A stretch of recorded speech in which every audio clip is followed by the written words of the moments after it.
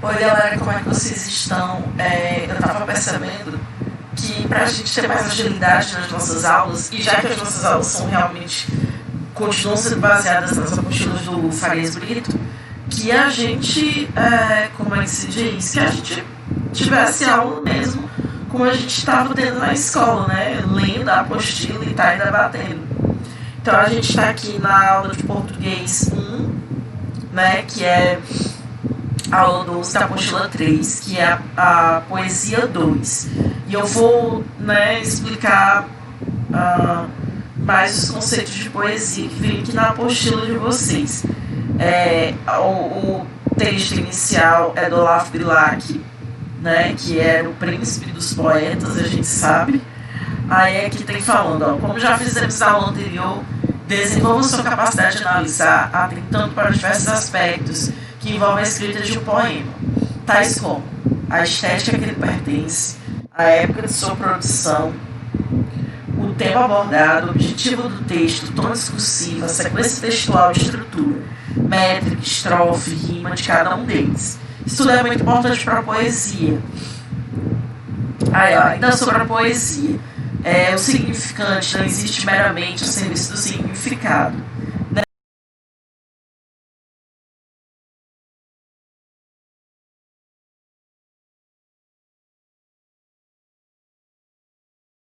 Tem múltiplos significados ali dentro.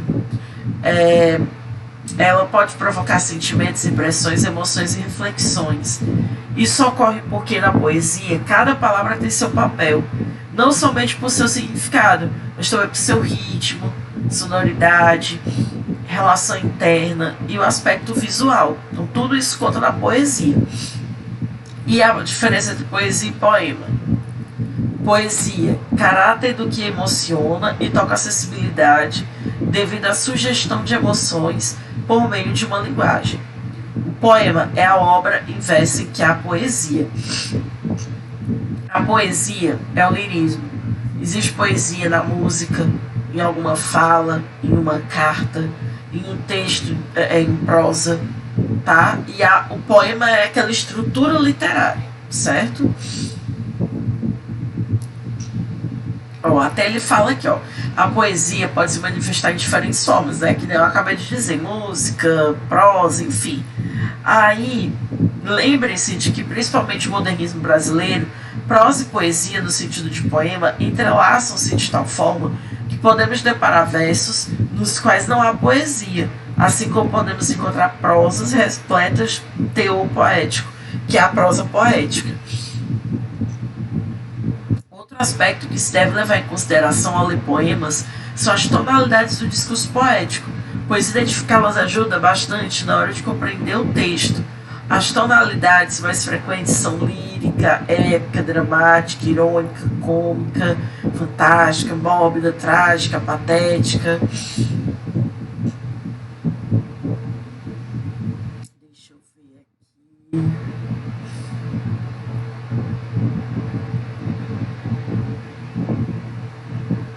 Vamos escolher esse poema aqui. Fernando Pessoa. Texto 8, né? Vocês têm que ir treinando. Cada textinho desse vocês vão ler, né? Tem vários autores aí, Olavo Bilac, tem Álvaro de Azevedo. Vocês leem e tentem captar o máximo possível de que é que vocês conseguem entender daquele texto. Tá? Que cada palavra despertou em vocês, o que parece a vocês, tentem analisar de uma forma não tão acadêmica, mas de uma forma mais sensível. Bora aqui, dizem, esquecem, não dizem, disseram, fazem, fatal, não fazem, igual. Por quê? Esperar, tudo é sonhar. Fernando Pessoa, genial. Comentário: então a gente tem poemas curtos que são formados por antíteses, né? Assim, diz, esquece, se disseram também foi mentira. Então, uma análise mais de primeiro momento, a gente vê que é marcado por antíteses, né, por oposições. E essas oposições demonstram o quê? Uma descrença nas relações humanas, né? Ó, dizem, esquecem, tipo assim, disseram isso, mas não vão cumprir porque disseram que esqueceram. E se não disseram, não dizem, disseram, ou seja, o que deveria ter sido falado ou o que não deveria ter sido falado, entendeu? Eles fazem o contrário.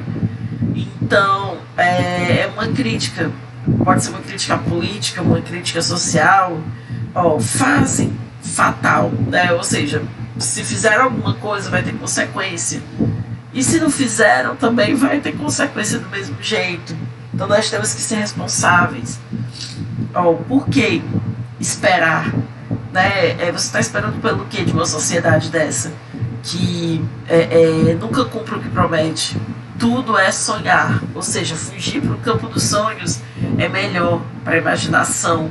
Fugir para a poesia, para a literatura. Então, super pequenininho um poema e a gente pode exprimir tanta coisa. Tá? Então a beleza da poesia é isso. Vou contar uma história para vocês. Eu sempre gostei de ler. Só no terceiro ano é que eu passei a me interessar, quando eu estava no terceiro ano, né, galera? Que eu passei a me interessar por poesia. Eu sempre gostei muito de música também, então assim, eu não tinha costume de ler poesia, mas eu comecei a ler Fernando Pessoa, Drummond, Manuel Bandeira, e foram eles que despertaram essa paixão em mim por poesia. A poesia, ela é diferente, ela pode falar muito com pouquíssimo, como nesse poema aqui, ou ela pode ser super fantasiosa, trazer imagens incríveis e oníricas, que a gente chama, imagens que parecem pintura. A poesia é onde a gente experimenta mais a linguagem, onde a gente brinca mais com a linguagem. Então assim, leiam poesias, leiam poemas, pratique a sua sensibilidade. Não pensa só, porque isso cai no Enem. Cai no Enem também, em outros vestibulares. Mas você se torna uma pessoa mais sensível. Não sensível só no sentido de romântico e tal. Mas você se torna sensível culturalmente. Né? Você se torna uma pessoa sensível no sentido de perceber melhor sensações, críticas, manifestações. Tá? Uma dica pra vocês. Agora bora para Português 2, que é literatura. Rapidinho.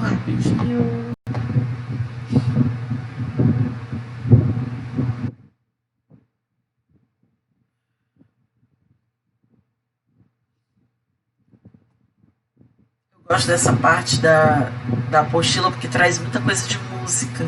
Vai ser bem legal. A gente vai ouvir música, ver alguns clipes. Pronto, aqui em Português 2, aula 12, realismo, né? Hoje.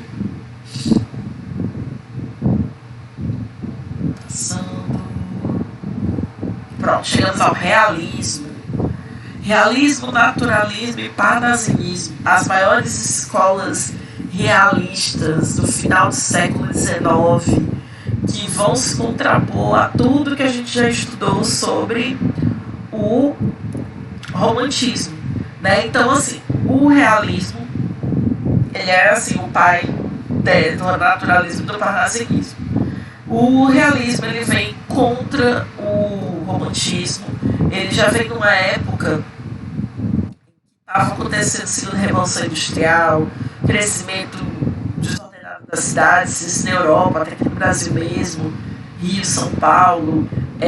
Vem no tempo, né, das grandes questões científicas e sociais.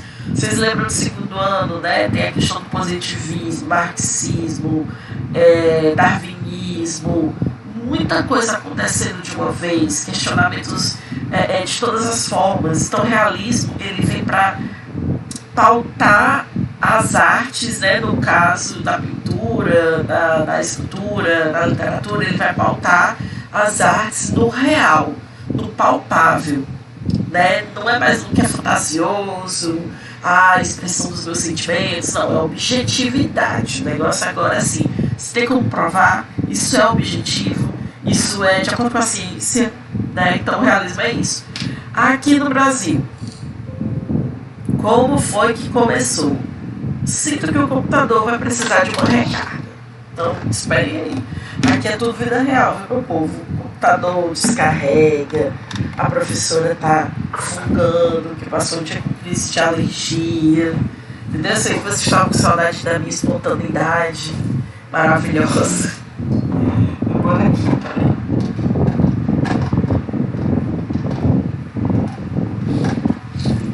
Pronto, bora lá.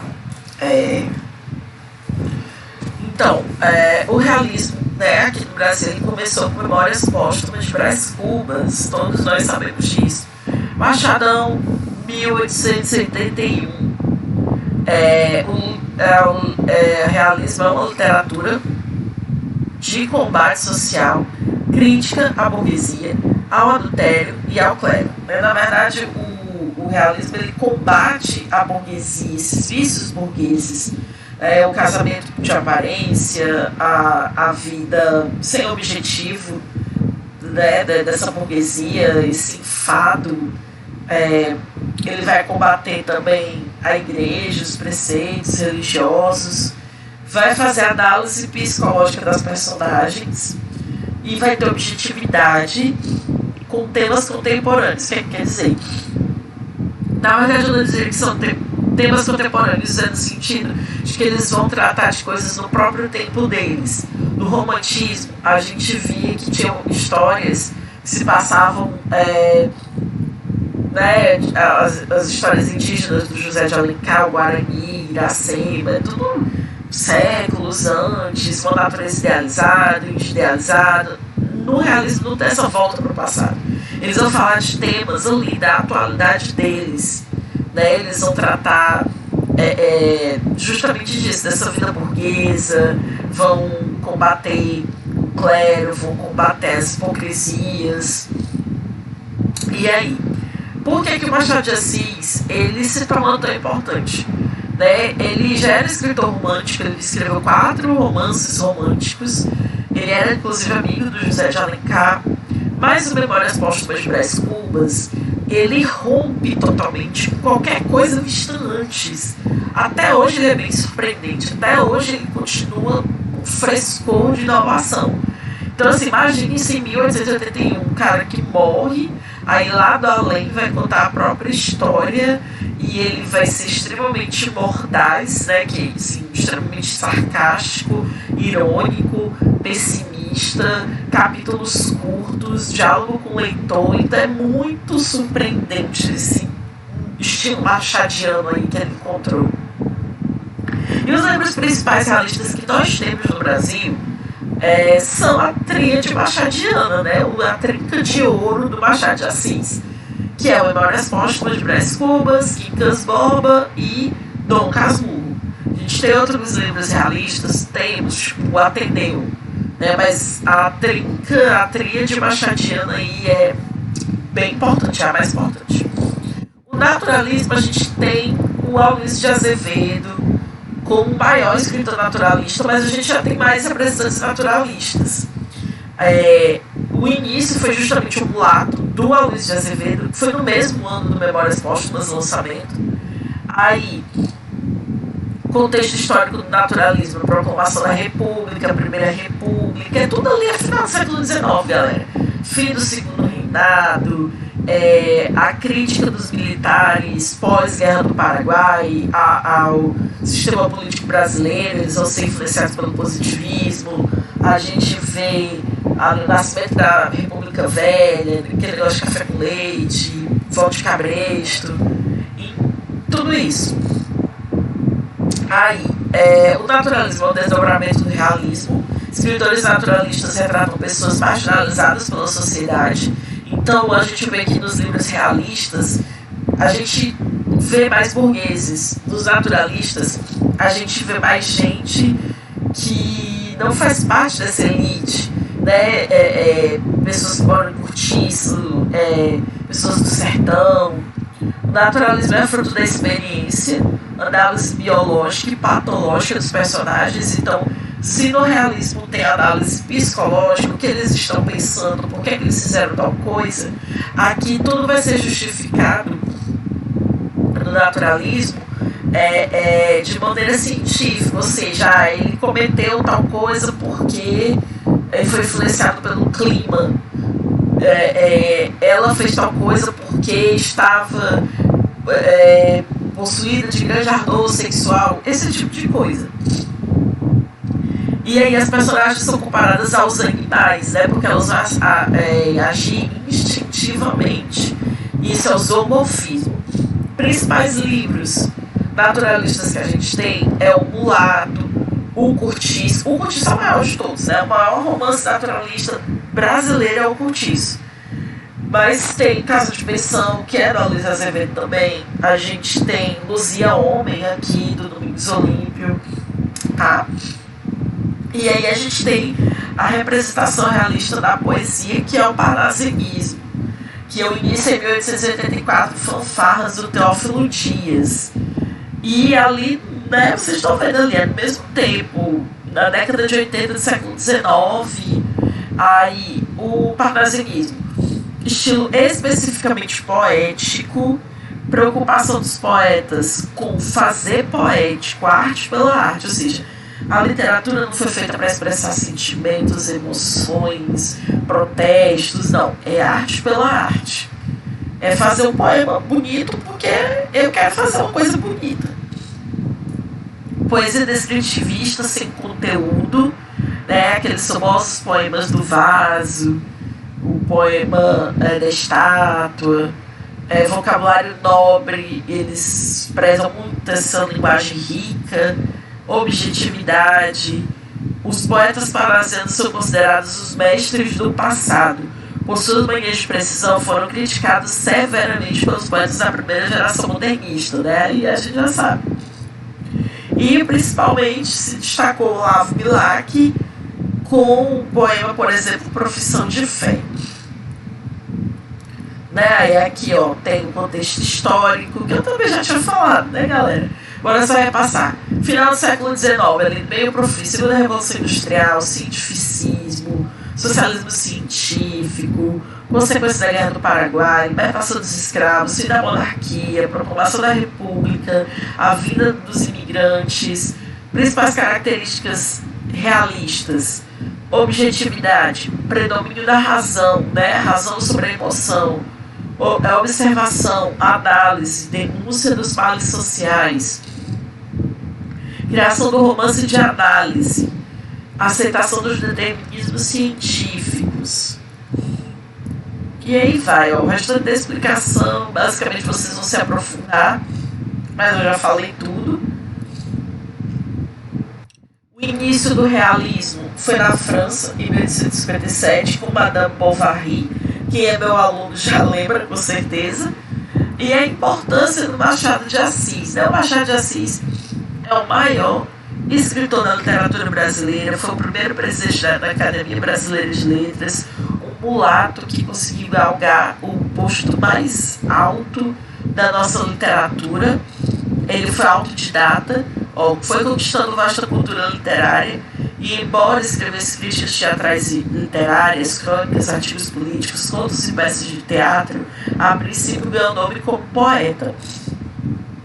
E aí o Machado de Assis, ele tinha uma cultura imensa, vasta, em francês, em alemão, em inglês. Ele cita bastante Shakespeare, por exemplo, Schopenhauer, das obras dele. E eu tinha até falado ali sobre quando eu estava citando Memórias Póstumas de Brás Cubas, algumas características intrínsecas ao Machado de Assis, né? Ele antecipou bastante coisas que a gente só iria ver lá no modernismo. Por isso que eu falo que até hoje, se você for ler Dom Casmurro ou Memórias Póstumas, você tem uma novidade. O aluno tem um baque, pode não entender muito da linguagem, mas ele se surpreende com o que o Machado de Assis faz. Então, enredo não linear, né, ele vai falar de uma coisa que aconteceu no passado e fala de como ele está agora no presente, então tem esse vai e volta. microcapítulos digressivos, né, capítulos contínuos em que ele não vai narrar, ele vai só comentar sobre algo. Metalinguagem, ele vai falar do próprio ato de escrever. Estilo antirretórico, né, ele não vai buscar ser pomposo demais, escrever difícil demais. Análise psicológica e psicanalítica. Humor sutil e permanente, eu sempre rio, lendo Machado de Assis, sempre. Ironia fina e corrosiva, visão metafísica relativista de todos os valores humanos, que é o famoso pessimismo. Principais obras machadianas, a gente tem Poesia com Crisálidas, Falidas Americanas, Poesias Completas, que é estilo parnasiano. Romances, a primeira fase são os romances românticos, o principal é Helena.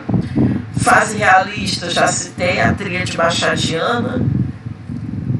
Contos, ele escreveu muitos contos, tem muitos livros de conto Machado de Assis, ele é um dos maiores contistas da nossa literatura. E teatro também, ele escreveu, e muita crônica também. Machado de Assis, ele é um dos precursores da crônica brasileira. E aí vamos exemplificar alguns dos principais recursos estilísticos de Machado de Assis, né? O que é que faz esse cara ter sido tão importante e ser até hoje tão importante? Os narradores deles não são confiáveis, eles iludem, provocam, desconcertam o leitor. Conversas em que muitas vezes ironizam suas expectativas, né? Ele faz essa brincadeira, se você está esperando isso, leitora, fecha esse livro, vai ler outra coisa, porque não é isso que você vai encontrar aqui, né? Ou seja, ele até brinca com essa coisa do folhetinho romântico. Reticências, omissões, lacunas, digressões, demonstram capacidade de despistar o leitor ingênuo. Ou seja, se você for ler Machado de Assis, lê com sangue nos olhos, porque muitas vezes ele não vai entregar facilmente a história. Reflexões metalinguísticas, que fazem a crítica da linguagem, da estrutura narrativa tradicional,